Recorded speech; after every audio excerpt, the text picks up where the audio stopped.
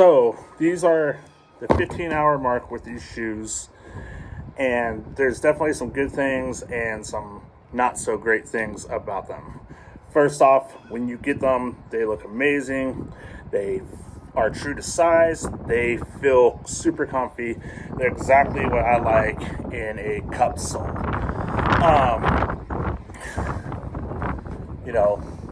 They've got, I believe it's like EVA down here, nice and cushiony. And you don't really need a good insole for this because of how nice the impact is on them.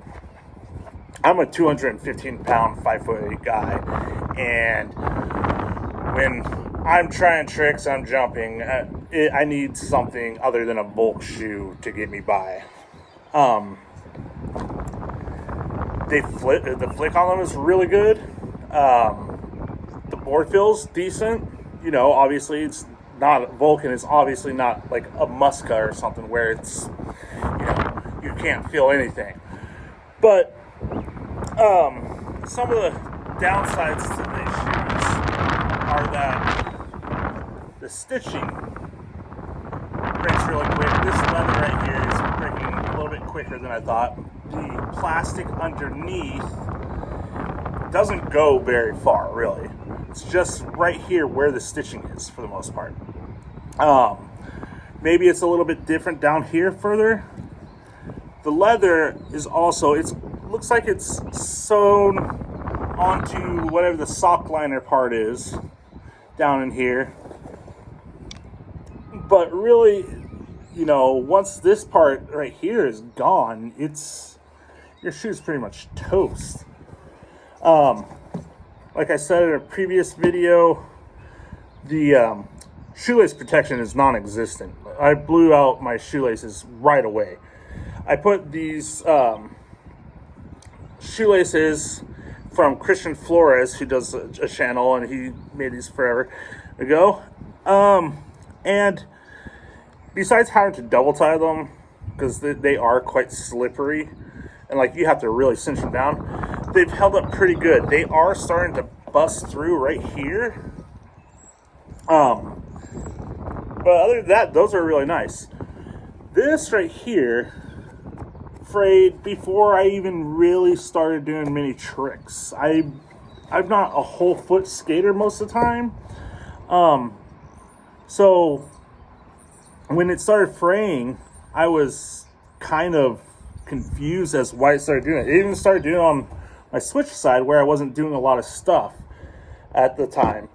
This didn't really even get much worse when I started trying to do nose grinds the other day, which I tried to do them for like an hour and couldn't get them, but I was doing them a lot, and that was really using my foot the whole time on that. Because most of my tricks, like a lot of my flip tricks and stuff, I do off the toe right here.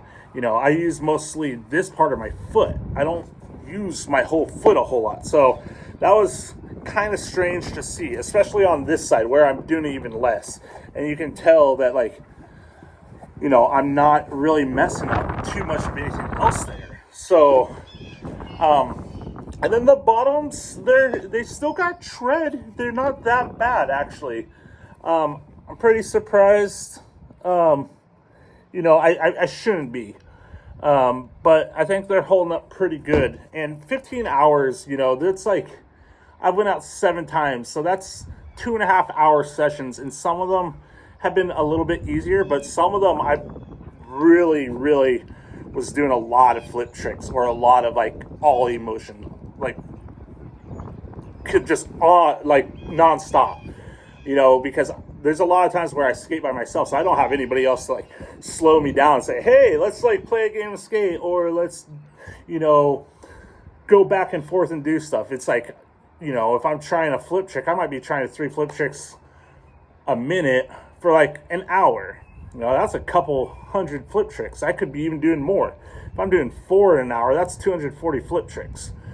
So,